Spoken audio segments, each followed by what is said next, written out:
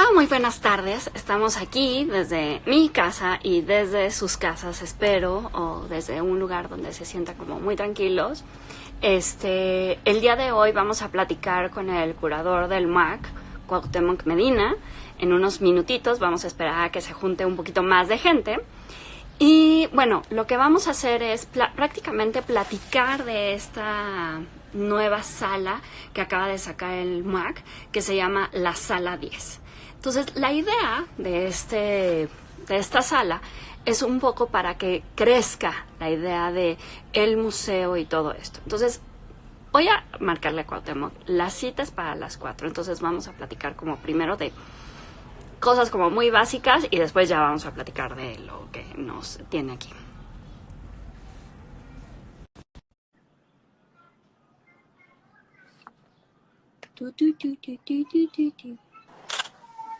Ahí estás. Hola Jimena, ¿cómo estás? Muy bien, Cuauhtémoc. Si quieres hacemos como una pregunta mientras. Es las 4 y acaba de llegar gente.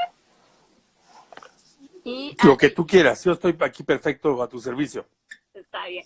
Bueno, les pregunté a la gente que si nos querían hacer como una pregunta para ti, abierta. Y una de las preguntas que hizo esta Claudia Sagredo es, y para dar un poco de contexto, ¿cuál crees que sea como las principales diferencias que has tenido tú de cuando empezaste a ser curador a hoy en día? Uy, Dios mío. Es que particularmente estamos hablando de una situación muy local. He explicado varias veces que cuando yo empecé a trabajar en el Museo Carrillo Gil en el año 89, había una lógica bastante burocrática de trabajo en ese museo que implicaba que había una especie de lógica como de salón de pintura, en el sentido de que había solicitudes que eran tratadas por un comité y después había una eh, relación de producción relativamente pasiva. Ciertamente había exhibiciones que eran producto de investigación, pero en general el arte contemporáneo no estaba entendido como una producción intelectual institucional. Eh, Ese es un factor, el hecho de que hoy creo que todos asumimos de entrada, incluso quienes se quejan todo el tiempo de eso, que el aparato, la mediación, la estructura de reflexión son un componente que tiene que ser visible, que tiene que explicar sus motivos y que también debe considerarse como uno de los componentes, que el marco es uno de los elementos a ser juzgado.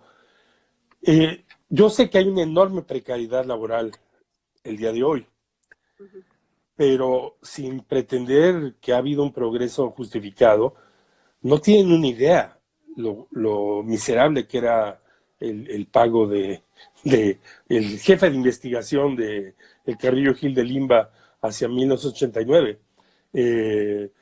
Se tardaron en pagarme un año y fracción, y tras el año y fracción en que me pagaron, por supuesto yo vivía de casa de mis padres, era un mantenido, el dinero entero lo pude pagar en una tienda de IBM por una máquina, una computadora PS2, que entonces era una computadora de primer rango, o sea, era la computadora de entrada. Claro, en aquel momento las computadoras no eran objetos desechables, pero de cualquier manera estamos hablando de una situación donde, entendido que el dólar estaba en ese momento particularmente arriba, probablemente gané en un año $2,000. Hoy. En tercer lugar, yo creo que un elemento muy importante es que la autoconciencia de la materia, de qué era hacer exhibiciones, cuál era el dispositivo de intervención, los géneros de producción artística, era, por lo menos en el medio en que estaba, muy baja. Claro, hay que tomar en consideración que no era únicamente que yo era un principiante, es que era un amateur que habían contratado y puesto a hacer exhibiciones. Pero aún así, la discusión sobre qué hacer, era bastante hipotética y no tocaba a fondo en ningún momento. No había noción de qué podía ser una producción, qué podía ser una comisión, qué podía ser la diferencia entre una retrospectiva y una temática. Eh, Olvídate las discusiones de qué podía ser una bienal. Eso no existía. Yo, para darte una noción de la clase de entrenamiento en el que yo entré y que fui muy afortunado de que así fuera, pues yo caí en garras de el hoy desaparecido amigo y colega Armando Sáenz, que era el nieto de Carrillo Gil y el museógrafo ex oficio, o como decimos ahora, pro bono del museo. Y la primera de cambios, yo tenía que hacer una propuesta de permanente. Así, ese fue mi primer trabajo en un piso. Y te voy a contar mi primer día de instalación, que fue bellísimo.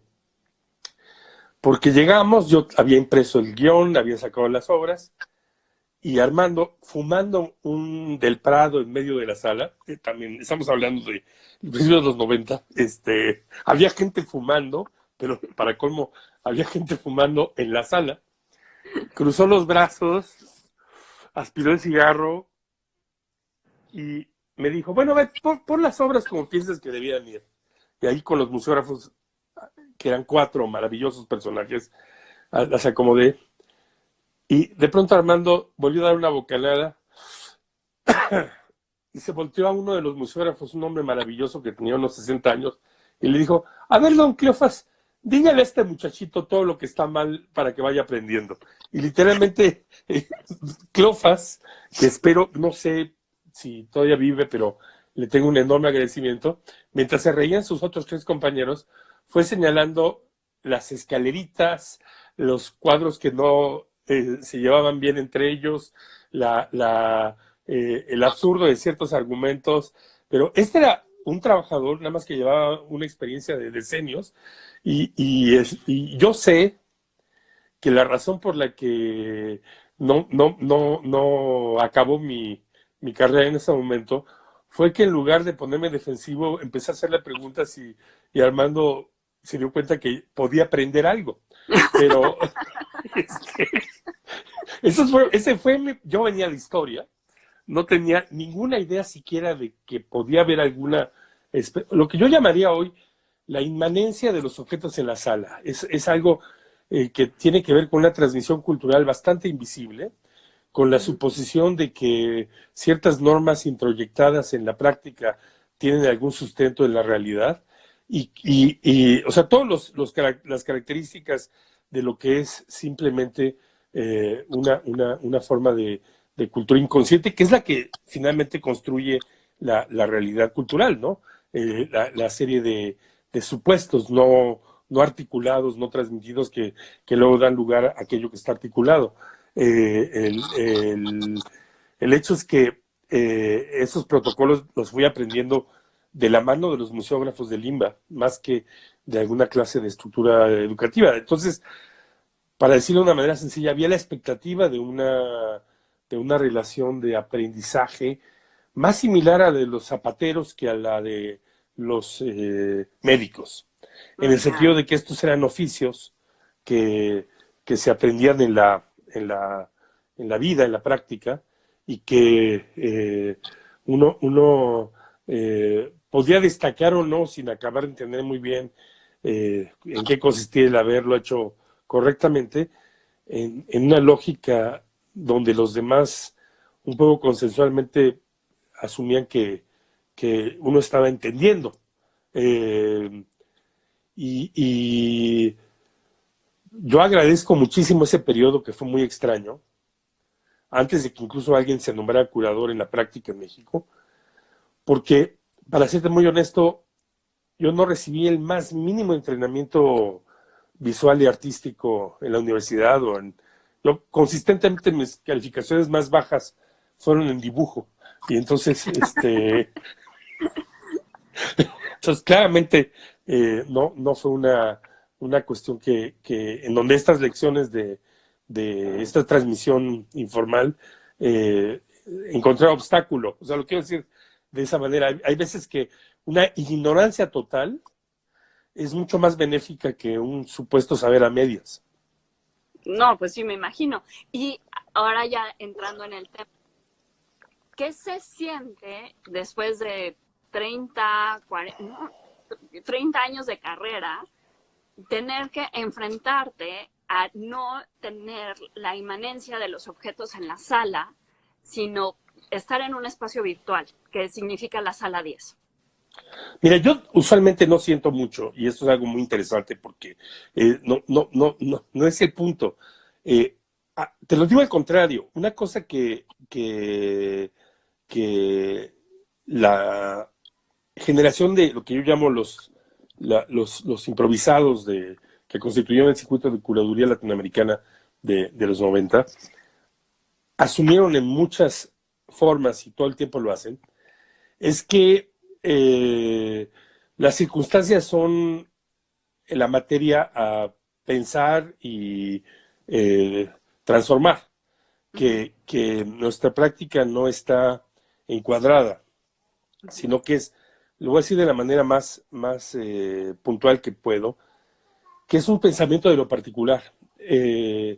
Es un hecho desafortunado, pero muy significativo, que nuestra educación y frecuentemente los discursos que tenemos acerca del conocimiento y también la cultura inconsciente sobre el conocimiento nos hace pensar que hay reglas y que esas reglas son la cuestión.